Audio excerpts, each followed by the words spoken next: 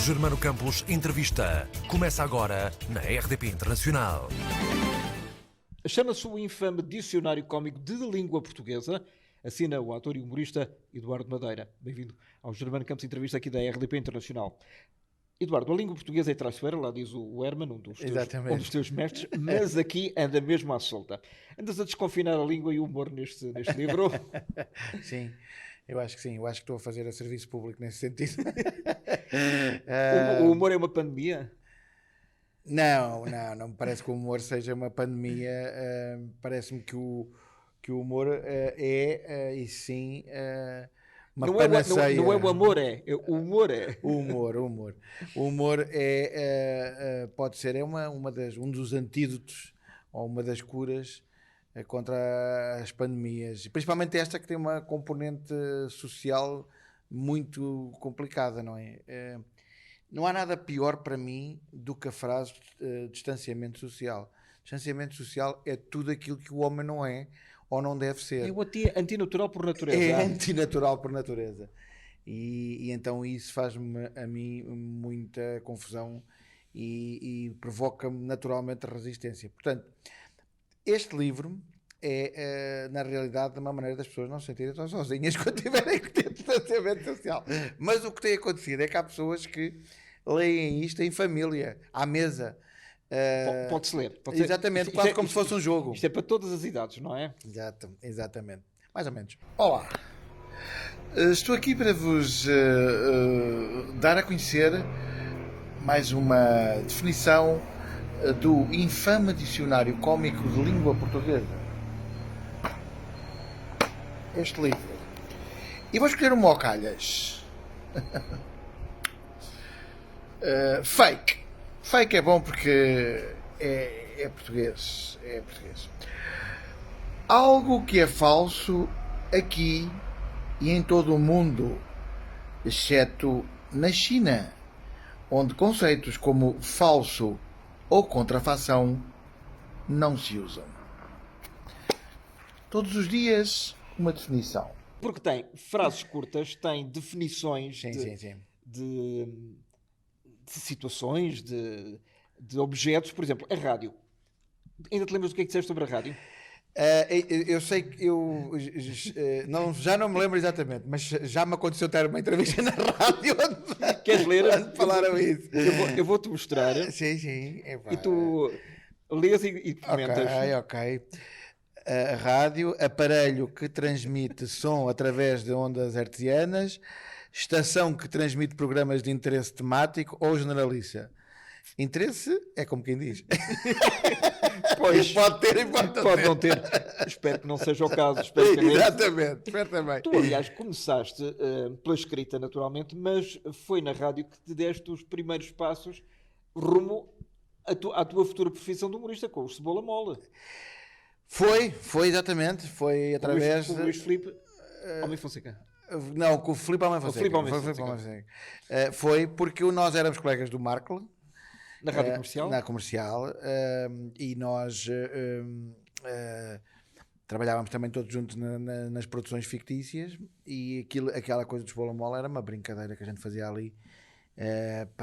Como fazem os grupos de amigos, não sei o quê. Eu fazia isso com o Filipe Homem Fonseca e fazíamos para a malta lá. Até que um dia o Marco lembrou-se de gravar aquilo, levou para a rádio comercial e depois ali aquele fenómeno. Mas era uma coisa séria aquilo. Eu lembro perfeitamente quando aquilo foi apresentado ao público, aquilo era um projeto profissional, só que ninguém sabia quem eram.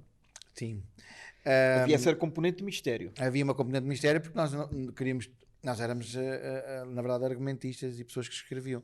Queríamos tudo menos ficar associados a dois malucos.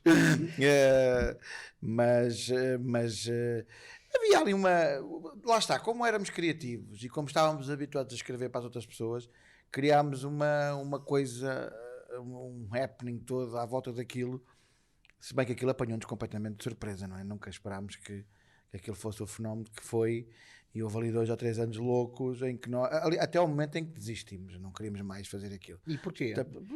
Porque estávamos cansados de ser rockstars. Queríamos só ter uma vida mais sossegada. Nos bastidores? Não era bem os bastidores, era aquela. Vamos lá ver, nós entramos num circuito da música, apesar de sermos um projeto até mais de humor, porque música havia pouca, não é? Mas entramos ali numa lógica de músicos. Deixa-me só fazer um parênteses. Estamos a falar anos 90. Estamos a falar de finais dos anos 90, 99, 2000, Há por aí. 20 anos. Há 20 anos. 20 anos. E entramos numa lógica de músicos, não é? Com um disco que fez um sucesso e pronto, marcaram-nos uma turnê com, sei lá, pá, umas 80 datas. E de repente nós estávamos a tocar em todo o lado. Inesperado. Absolutamente inesperado. 97 puntugrama, puríssima.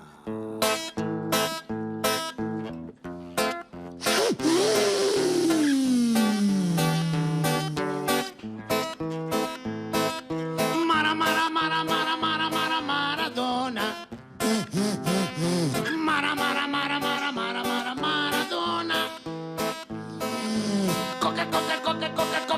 Cocaína. Para la narina. El pibe campeón. Un astro de balón. Le gusta la cocaína. Rellena de brillantina. Quero ouvir essas palmas, pessoal. Maradona. Maradona.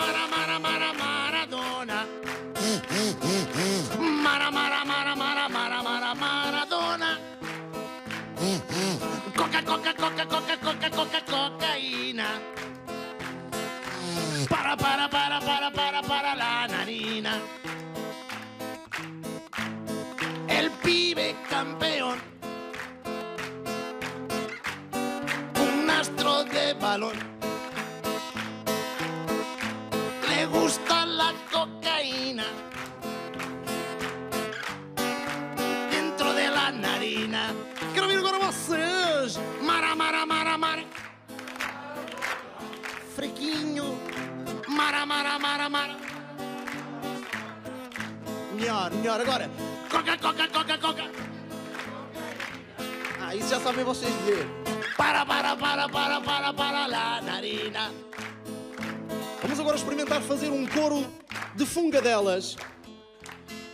Eu faço primeiro e vós fazeis depois.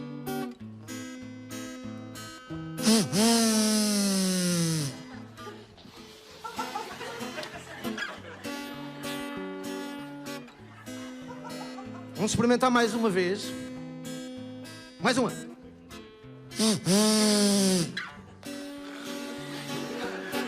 Não querem convencer-me que sou eu que tenho um problema, está bem? Maradona. Maradona.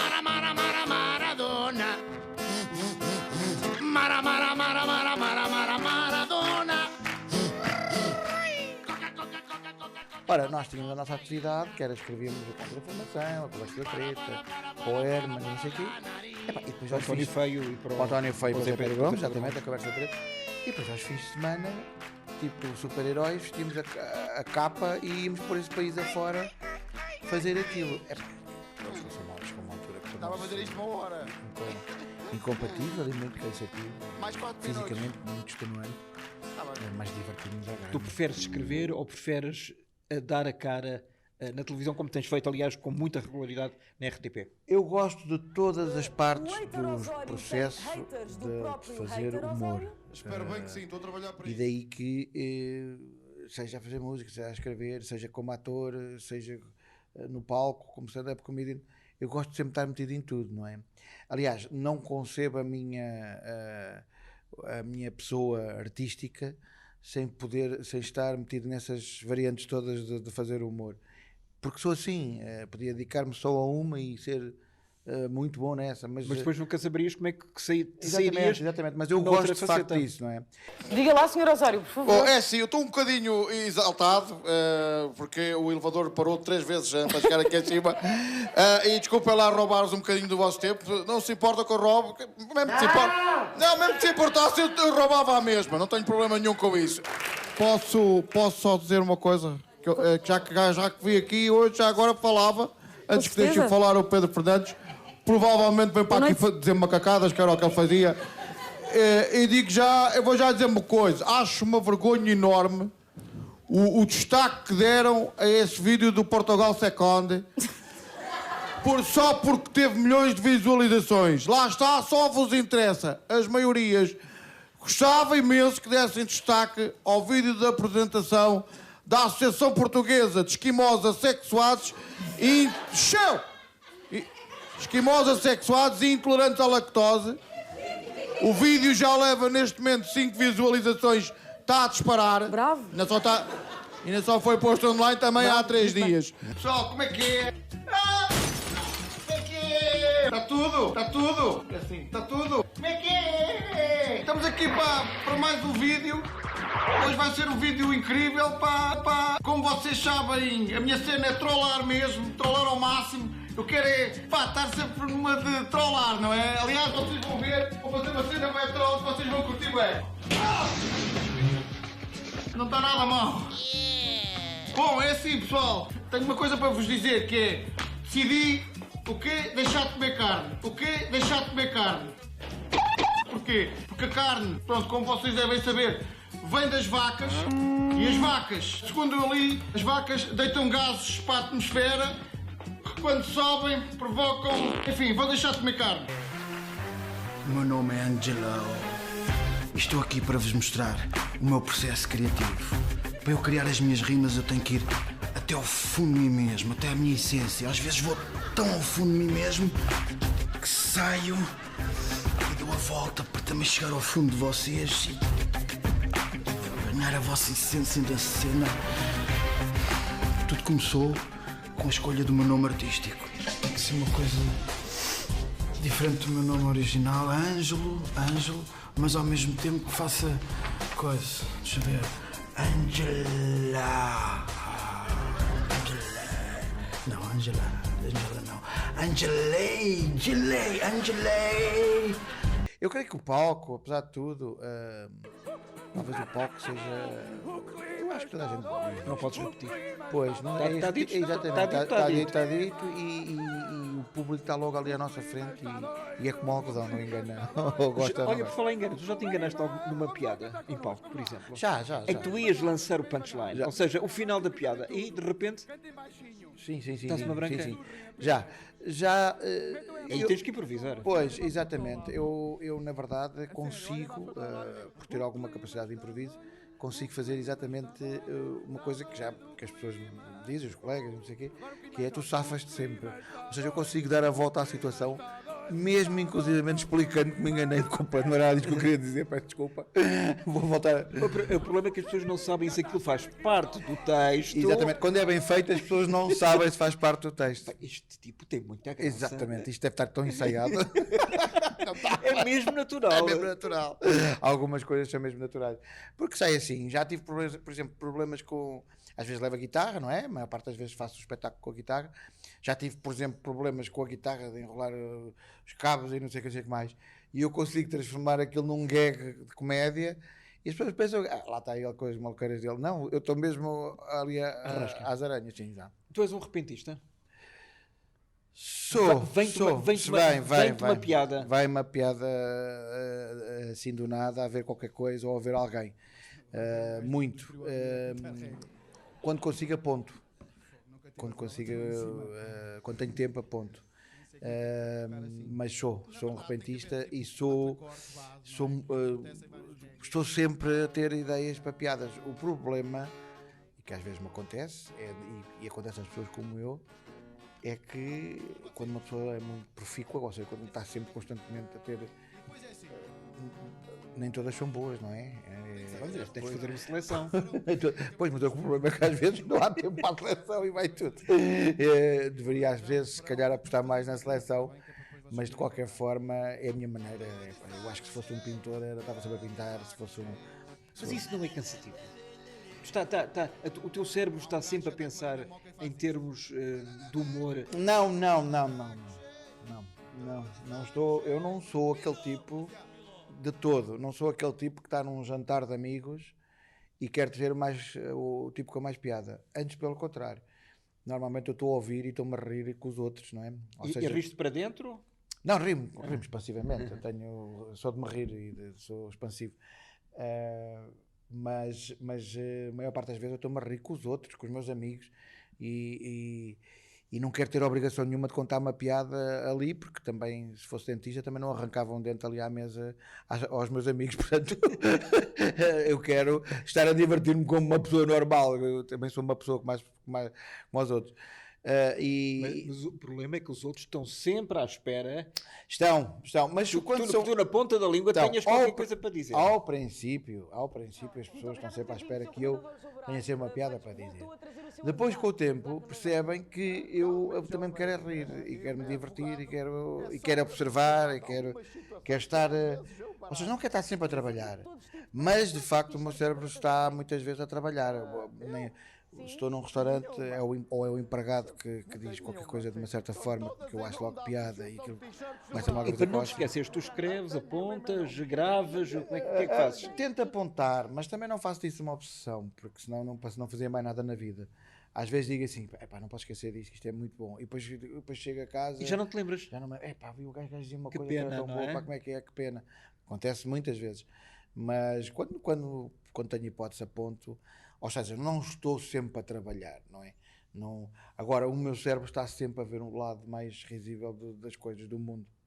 E gostas dessa parte humorística ou preferias às vezes ter um texto com mais seriedade, entre aspas? Textos de crítica, por exemplo. Porque o humor é crítica também. Pois, o que eu penso é que a comédia, ou seja, o humor, eu faço sem grande esforço. Eu acho que um comediante só pode ser muito bom se não for muito... Se não for... Muito trabalhado? Não. Trabalhado, sim. Tem que ser trabalhado. Nada se faz sem trabalho. Mas ter piada, como dizia o relacionado, ter piada ou é fácil ou é impossível. Ou seja, uma pessoa não pode não ter piada nenhuma, mas trabalhar muito para ter piada.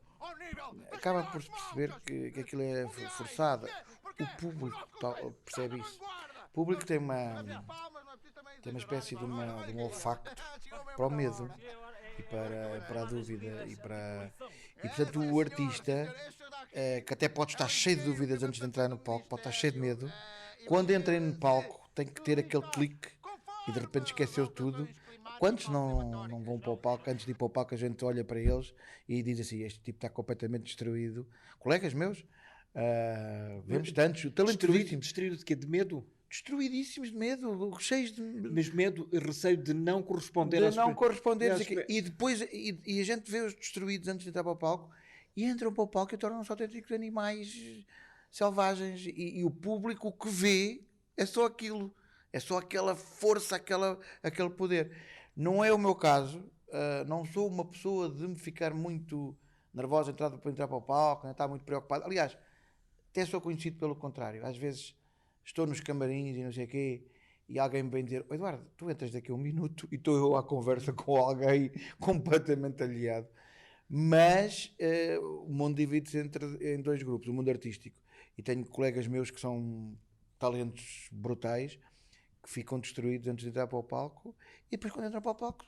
Mas é verdade ou não, e pelo menos há vários registros e relatos nesse sentido, que de uma forma geral o comediante, o humorista é uma pessoa amarga, uma pessoa que até se refugia no humor para destruir os seus próprios medos e angústias?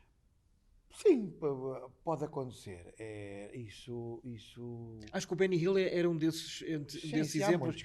Era um tipo até muito solitário. Sim, aliás, morreu sozinho. Exatamente. E que à frente das câmaras toda a gente achava graça, não é? Claro. Não, isso acaba por ser quase um clichê, quase um clichê, porque de facto talvez a maioria dos grandes comediantes fossem pessoas com problemas de interação, problemas de sociabilidade, timidez, com demónios interiores, estranhos. É verdade, mas não é todos. Estamos a falar de uma grande parte deles. Eu, muito sinceramente, muito sinceramente, eu acho que eu creio que eu não me enquadro bem nesse grupo, ou seja, eu sou mais ou menos aquilo que pareço. Não quer dizer que eu não tenha cá coisas na minha cabeça e que não tenha problemas, aliás, se calhar também se nota, mas na verdade eu sou mais ou menos aquilo que transpareço, não há aqui coisas muito escondidas. Mas essas não se podem mesmo dizer. Nem se podem ver. Nem se podem ver. Por falar nisso, confirmas que aqui há uns anos andaste à volta do Marquês de Pombal Sim. sem roupa, portanto, com tudo à vista. Sim, Sentiste alguma corrente de ar nos pés ou nas mãos? Não me constipei, porque foi no verão. Foi quando a seleção foi campeã europeia. Fiz uma Em aposta. 2016. 2016. Fiz uma aposta. Com quem? Fiz uma aposta nas redes sociais.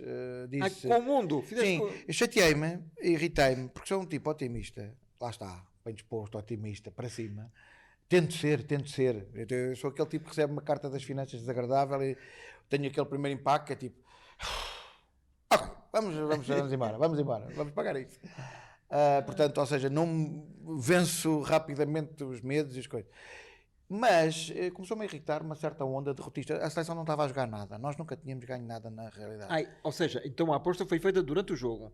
Foi feita quando estávamos para aí eu creio que nos quartos de final. Nem sequer foi no jogo da final. Não foi no jogo da final. Já foi muito antes. Foi muito antes. E nos quartos de final nós não jogávamos, só empatávamos. Éramos uns empatas. Exatamente, éramos a seleção dos empatas. E começaram, e eu estava sempre a dizer tipo, empatámos, mas estamos aí, o que interessa é que estamos aí a seguir em frente. E pá, ia o pessoal todo no meu Facebook, na altura era mais o Facebook, o pessoal todo no meu Facebook a dizer, Madeira, tu estás maluco, pá, não jogamos nada, e não sei o quê. E eu, calma, não sei o quê. Pá, um dia passei-me com a conversa e disse, então pronto, fica já aqui apostada, que se formos campeões europeus, eu vou correr todo nu à volta do Marquês. E estava escrito. Sim, escrevi no Facebook. Esse é que foi o problema. Foi logo uma loucura. Eu acho que aí até os críticos começaram a torcer pela seleção. Era só, tens que lá ir.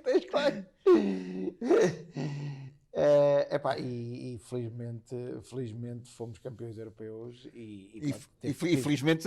E tiveste audiência? In loco? Tive, eu fui com um colega meu que era cameraman da TVI, por acaso, foi que disse, eu vou contigo, grave isso, momento, para ficar gravado. Mas protegeu-te? Não protegeu nada, foi tudo à brava, não é? Tanto que eu pus as imagens, depois foram para o Facebook e para o YouTube, aquilo teve... E não foram censuradas? Foram logo a seguir, mas antes de serem censuradas, houve um períodozinho. Aquele período em que teve 4 milhões de visualizações. 4 milhões. Ou seja, 4 milhões de portugueses viram-me nu. Conhecem as tuas costas? Acho que nem uma atriz, nem um ator pornográfico tem esta audiência tão grande.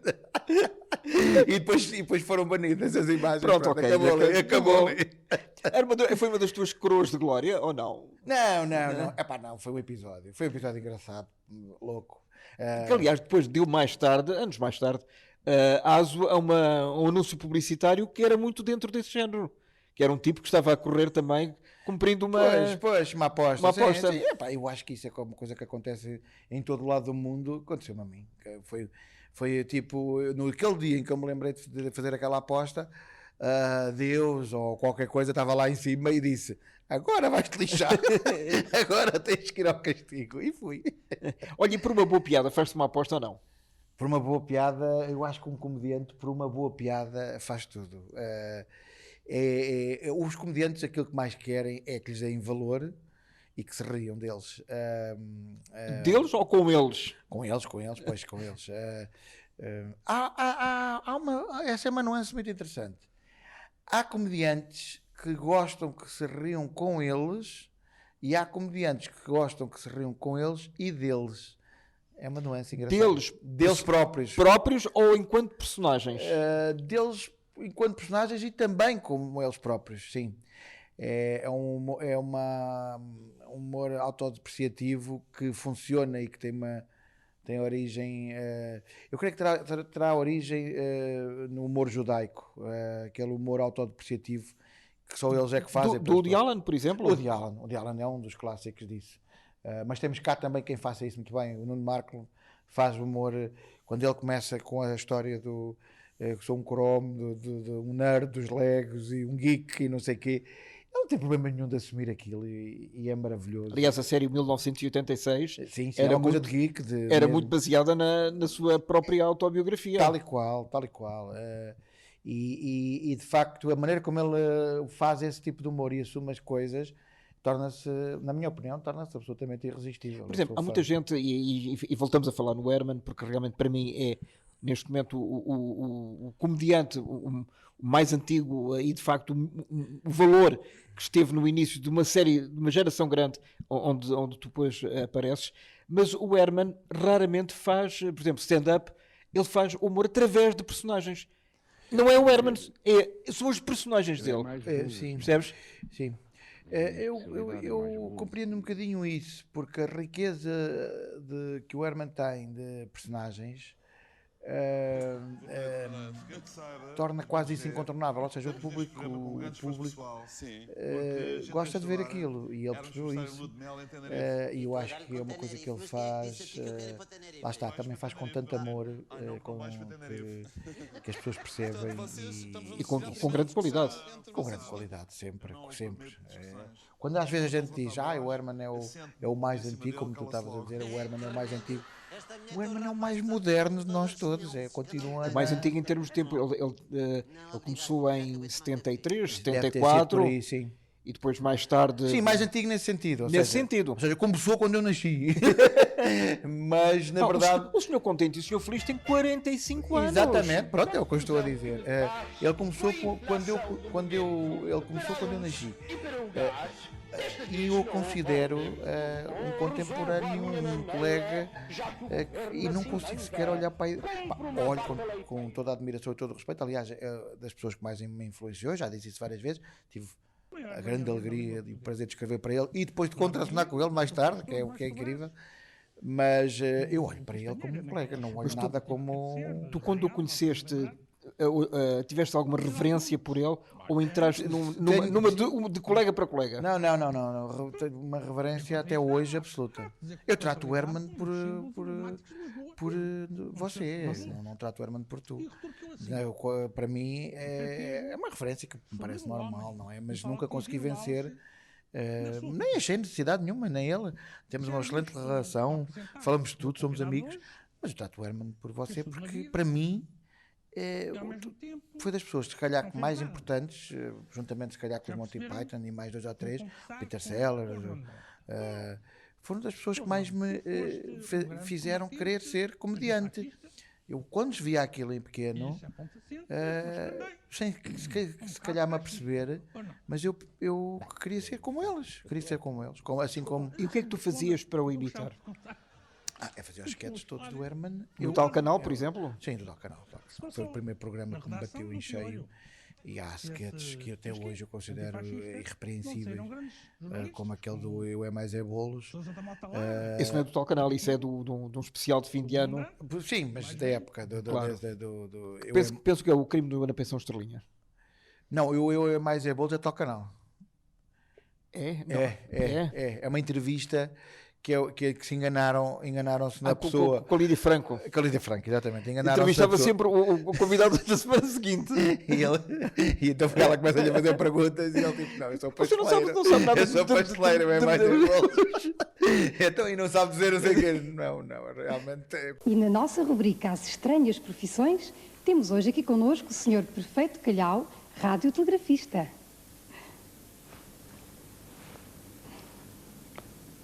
Eu não sou Perfeito Calhau. O meu nome é José Severino. Sou pasteleiro. José Severino? José Manuel Garcia Marques Severino. Oh, diabo, você é o convidado da próxima semana. Mas isso agora eu não sei, não é? Isso agora... Porque a senhora que foi lá da televisão, a menina Olívia, é que me disse que era para vir hoje, que era dia 31, e eu até disse, minha senhora, mas esse dia a gente tem muito serviço, valha-me Deus. Ai, mas que temos um salão que está alugado e tudo. E eu não, mas agora não sei. Eu nem sei o que fazer, ainda por cima tinha preparado perguntas para um radiotelegrafista. Pois. Quer-se dizer, eu é mais bolos, não é? É a minha especialidade, é mais bolos A menos que eu lhe fizesse algumas perguntas destas, mas você também não deve perceber muito destes assuntos. e também temos salgados. Mas é mais bolos e nesta época é mais o bolo rei, não é? Gostava. Por acaso não é teu, não? Não, nessa altura eu não escrevi. Ainda não- Era um miúdo, devia ter para aí 10, 12 anos, não sei, não faço ideia. Com que idade é que começaste a escrever para ele? Eu comecei a escrever para aí por 26, 27 anos, para aí, por volta dessa hora. Estava na faculdade, estava a terminar o curso de Direito. Chamaram-te ou ofereceram-te? Não, mandei uns textos, na altura, a convite do João Quadros, que já estava nas produções fictícias, e que eu conheci num jantar. Que entre outros faz, por exemplo, o tubo de ensaio? Sim, exatamente. Para o Bruno exatamente. Nogueira. E com quem eu, pronto, estive em jantares e não sei o quê, e ele desafiou a escrever, escrevi os textos para lá, e às tantas... Só para ver? Só para verem. Só para verem. E às tantas disseram-me, olha, o Herman vai fazer um texto teu. Como é que tu sentiste? E desmaiei. Desmaiei. Foi só. Eu sentei-me numa cadeira e tive tipo 10 minutos. Uou, que viagem. Que foi, curiosamente. Ou estavas tu a subir ou estava o Herman a descer? Não, foi ironicamente falando, claro. sim. Foi aquele teste, foi o artista basta. Onde é que tu estavas no 25 de Abril? De Abril. Exatamente. Foi esse É teu. É meu, coautoria com um amigo meu, que era o Henrique. Dias. O Batista Bastos, o saudoso Batista Bastos, alguma vez proferiu essa frase? Não. Não. Isso é como o Play It Again de Sam. Também é o Woody Allen disse e não está de facto no Casablanca. Exatamente. E onde é que está o 25 de Abril? Também o artista Bastos também nunca o disse. Nunca disse. A frase é de facto nossa, uma criação nossa. Epá, mas estava tão dentro do espírito do programa e do próprio Batista Bastos. Que eram as conversas secretas? As conversas secretas, que ele fazia, exatamente. E aquilo estava tão dentro do espírito e o Herman fez-lo primorosamente. Maravilhoso. Pá, aquilo na altura foi eu acho, Eduardo, não sei se concordas comigo, isto é um bocado como a história dos clássicos do cinema português, das comédias, que apesar de conhecermos os guiões, os textos e as frases de uma ponta à outra, nós rimos-nos sempre. Sim. Nós já sabemos o que é que eles vão dizer, sim. Mas rimos-nos imenso. Exatamente. Sabes o que é que eu acho? Eu acho que a comédia é um bocadinho como a música. No sentido de que se for muito engraçado...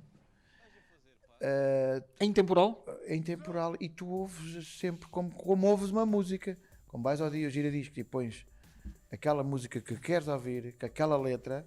Não te cansas, claro. Cansas-te na altura, mas depois voltas dela passado 1 ano ou 2 ou 3, sempre, a vida toda. O humor consegue ser intemporal e não datado? O humor, se for muito bom, eu creio que é intemporal, sim.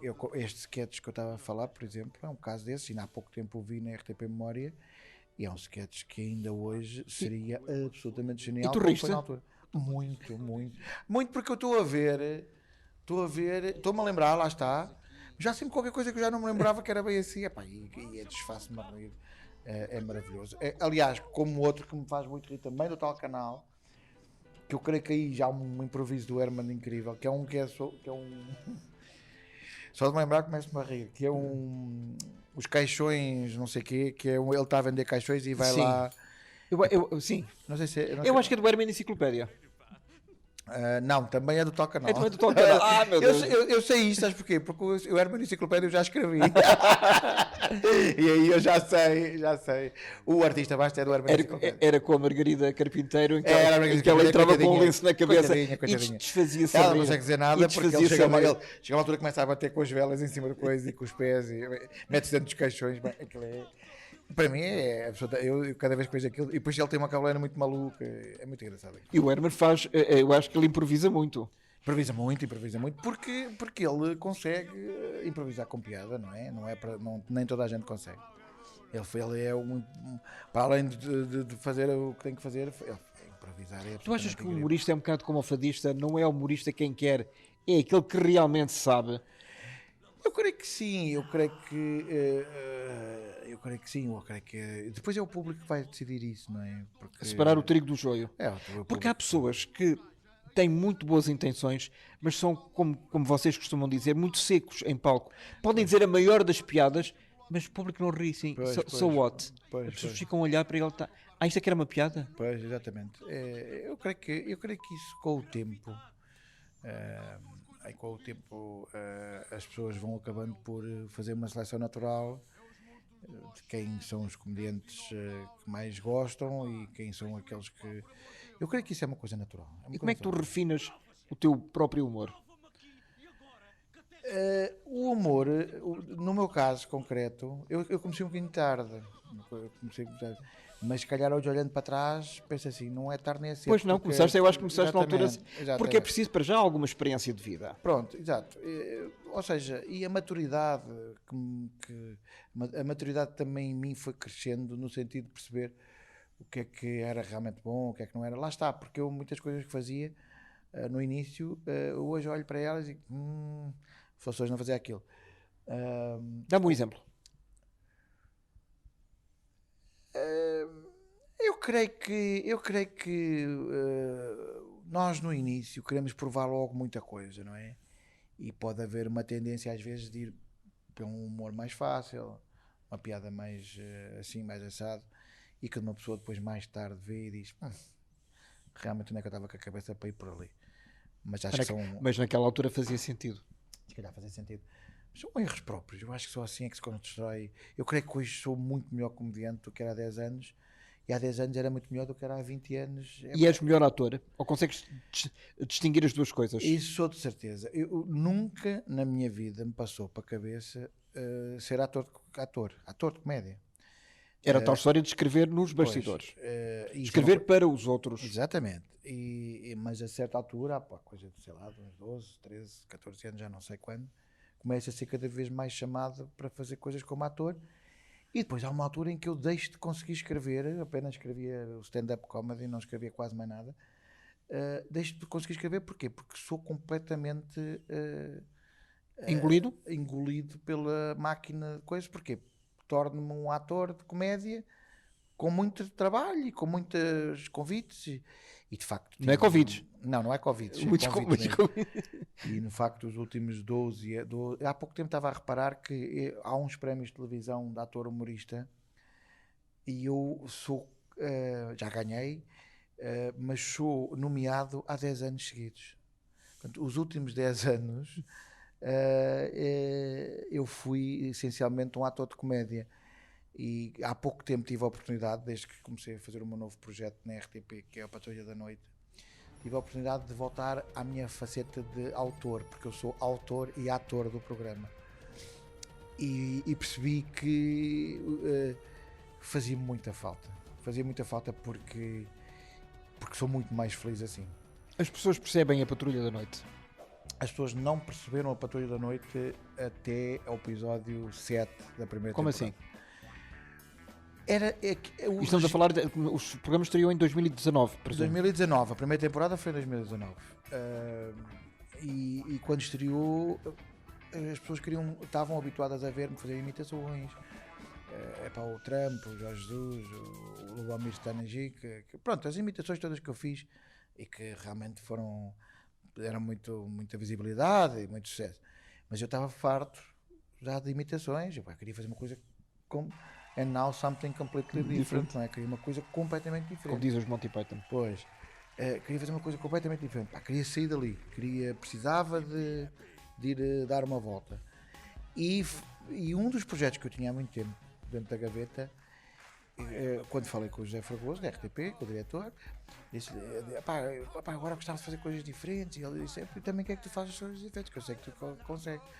Eu tenho aqui vários projetos, tenho este. E ele escolheu aquele que eu menos esperava que ele escolhesse. Era o menos óbvio? Era o menos óbvio. Era aquele que eu diria que ninguém vai pegar nisto. Que é precisamente a Patrulha da Noite. Mas tu, por vidas dúvidas, meti-o lá. O que prova que a gente nunca deve desistir das coisas. Meti-o lá, no meio do... Lá está, no meio do... Meti-o lá escondido. E ele de repente disse: olha, eu quero isto. E os meus olhos brilharam. E qual foi a justificação? Dele? É diferente. É fresco, é novo. Mas é muito mais arriscado. É muito mais arriscado, é um risco. Mas sabes que é isso que eu precisava de fazer. Eu ou ia continuar a imitar o Jorge Jesus, ad eterno, Exatamente. Ou- E agora tens a oportunidade, como ele... e agora ele voltou e tudo, ou ia continuar a imitar o Jesus ad eterno, ou ia arriscar tudo. Pá, felizmente correu-me bem. Se me corresse mal, olha, não faz mal. Tentava só outra Não, mas coisa. correu bem a partir do 7º episódio. Então, e os 6 primeiros? Eu acho que ao princípio as pessoas estranharam muito. Aquilo é uma brincadeira com as séries policiais. É uma brincadeira com as séries policiais, com aqueles programas que seguem as forças policiais em momentos de ação. Os reality shows, não é? Já, O Cops, etc. Real TV, americana. Aquela coisa de seguir os bombeiros também, o INEM, As forças de as segurança. forças de segurança e de socorro, digamos assim. E de facto a coisa era muito diferente, mas o que eu queria era uma coisa que fosse quase verdade. E as pessoas ao princípio faziam confusão. Porque não sabiam distinguir se estava a falar a sério Exatamente. ou se estava a brincar. Exatamente. Ao princípio fez mesmo confusão. Porque as pessoas pensavam que ele está a encarnar um polícia e é mesmo o Sr. Almeida, presumindo que ele existe, e não era humor. Não, exatamente, aquilo era quase verídico, era quase verdadeiro. E eu disse, "Epá, vamos já a tempo, porque é mesmo isto que eu quero.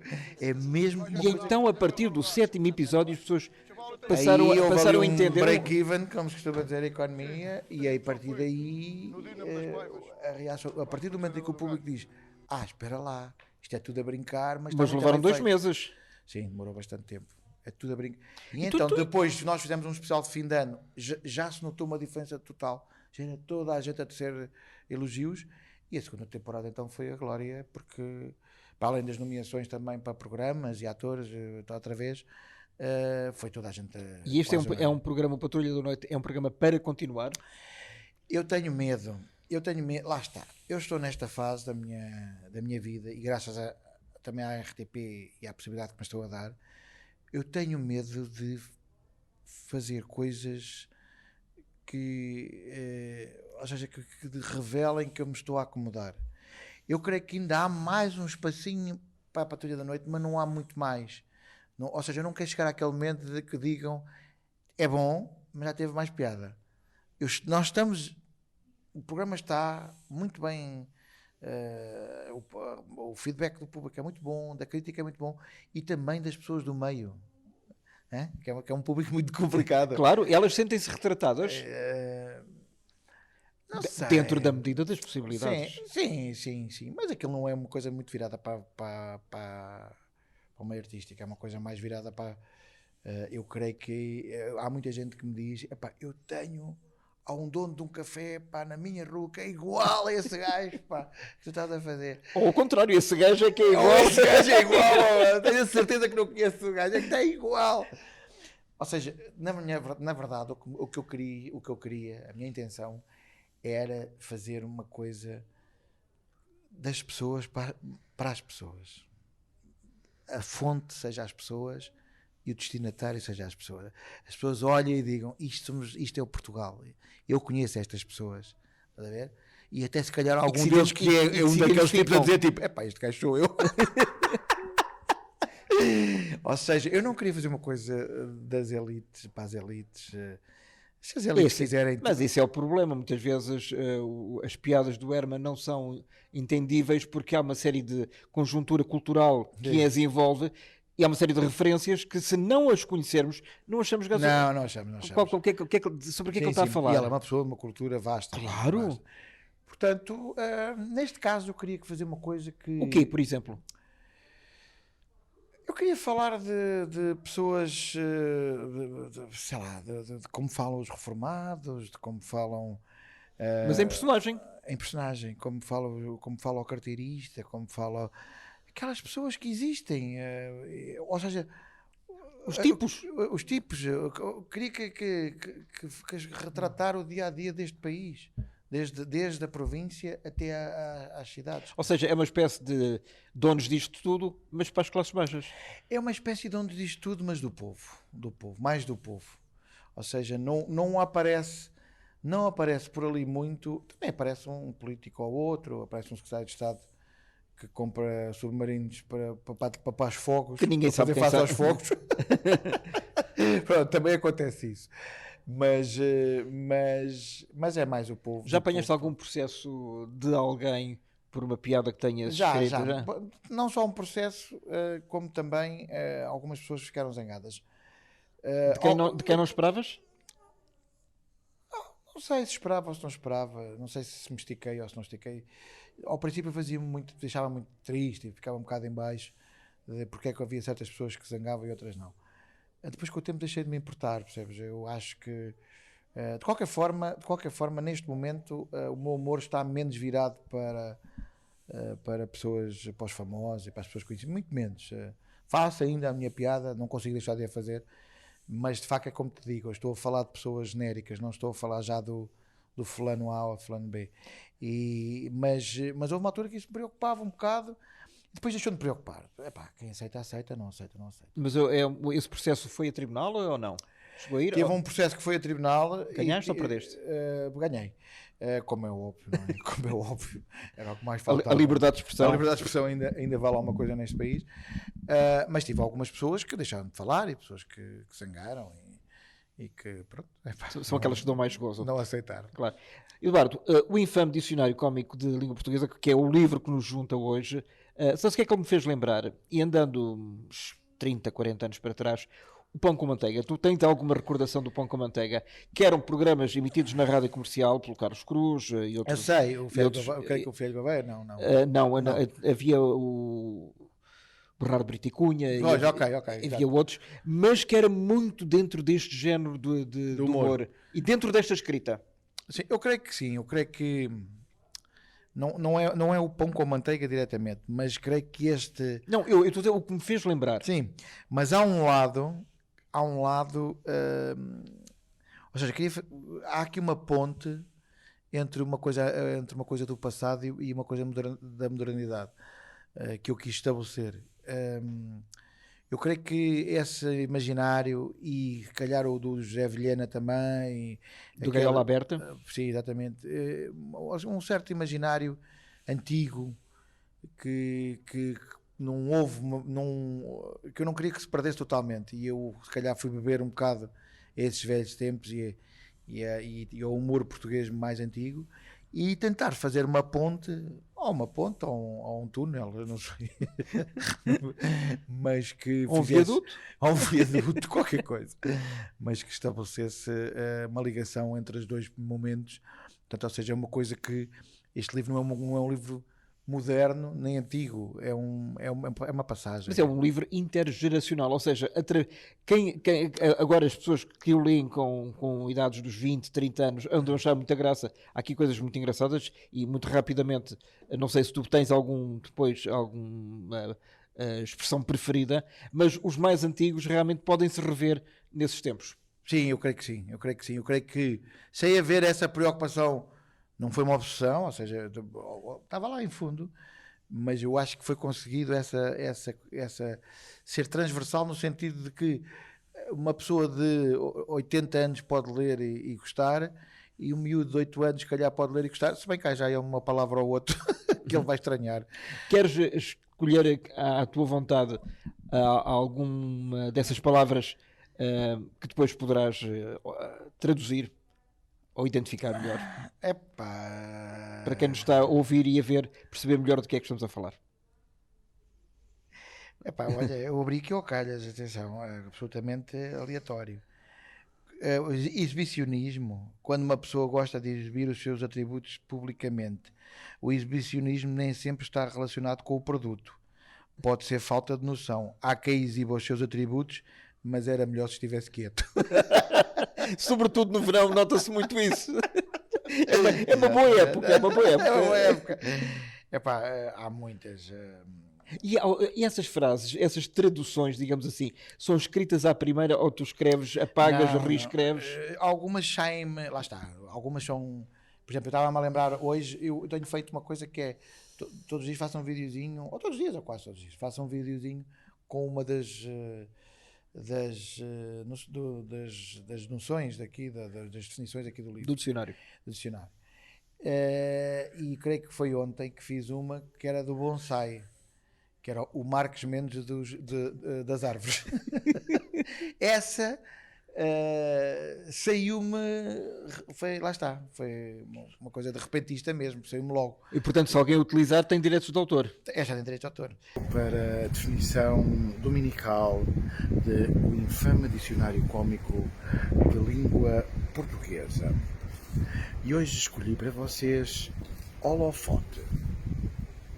Lanterna gigante que se aponta aos artistas em virtude de estes gostarem muito de dar nas vistas.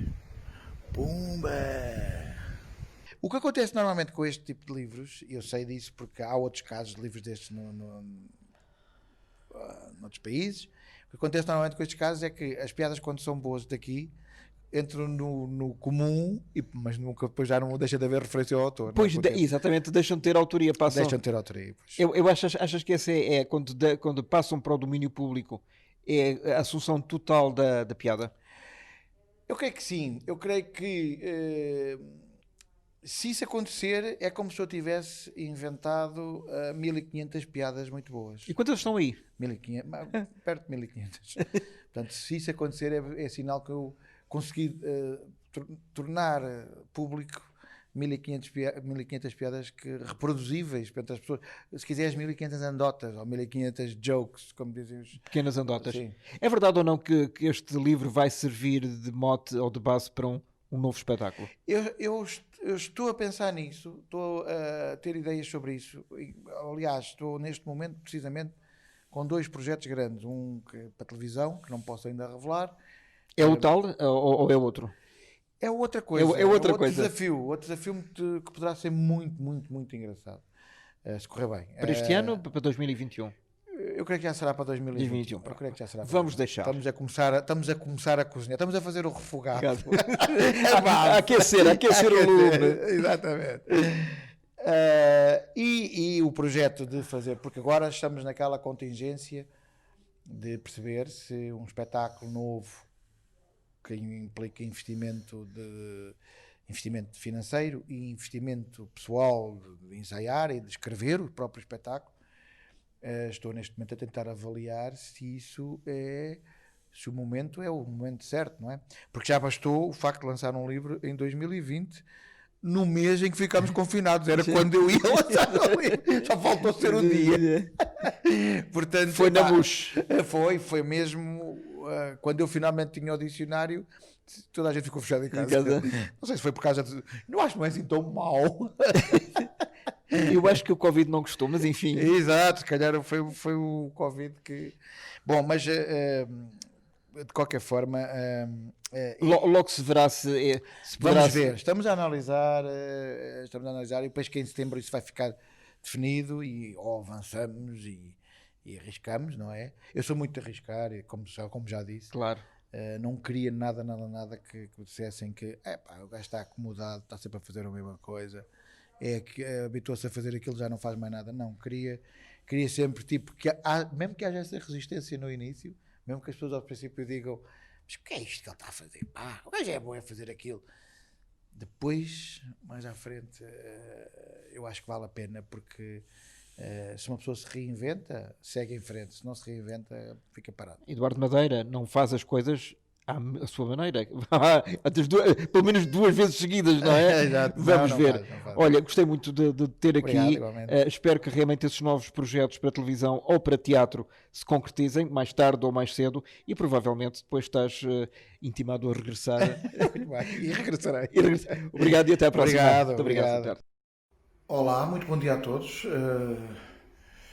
Cá estou eu para falar para dar mais uma definição do infame dicionário cómico de língua portuguesa. Acharam incrível, não acharam? Treinei isto durante bastante tempo. Cá está. Hoje é uma curtinha que é só para não ficarem, não serem golosos. Bonsai. O Marques Mendes das árvores. Já pensaram? Bom, não é? Está aqui tudo. É ir a uma loja, uma livraria, um supermercado, uma hipermercado, uma papelaria, uma casa de alterno para letrados e comprar.